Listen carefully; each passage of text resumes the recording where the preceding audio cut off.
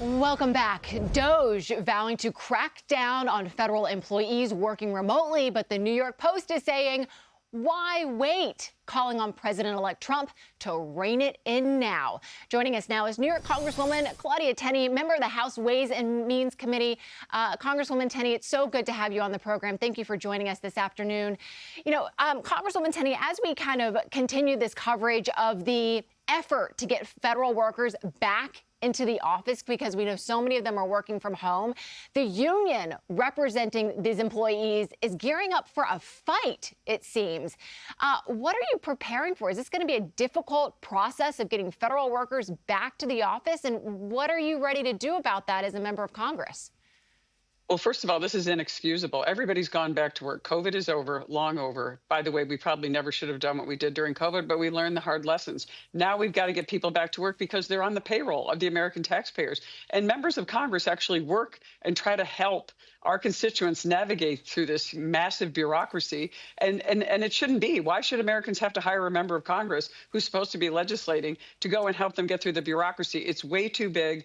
I'm really excited about what Elon Musk and Vivek Ramaswamy will do. But in Congress, if there's anything we can do on our side to cut the bureaucracy, allow non-performing members who are serving in government to be fired. Right now, it's almost impossible. President Trump, by the way, in my first term under the VA Mission Act, allowed people who weren't properly serving our veterans to be fired. Yeah. We were keeping these people on the payroll. Now it's time to make people go back to work. If you're not going to go back to work, you should lose your job.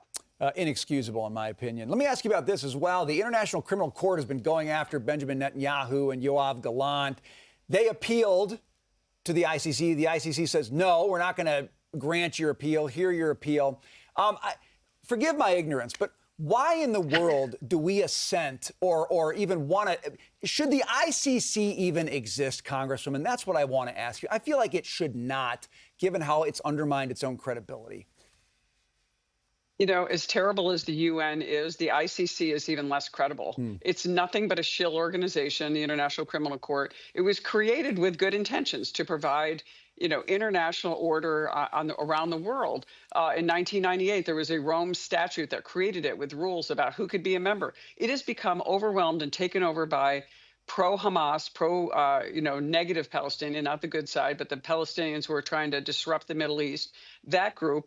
And now what you're seeing is a group that is actually going out. It's really not promoting international justice around the world. It is solely, its mission has become to undermine the legitimacy of Israel. And that's why it's not an organization that we need anymore, because it's going against everything that we've stood for as Americans and everything that even Israel faces in the UN, but not to the level of the ICC. These are a joke. The fact that this illegitimate organization that is politicized based on non-binding evidence, I mean, this is a joke that anyone who could call themselves a justice can actually legitimize what they're trying to do to Benjamin Netanyahu and Yoav Gallant.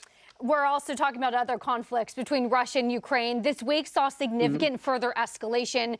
The Kentucky Senator Rand Paul speaking about this. Take a listen to what he had to say.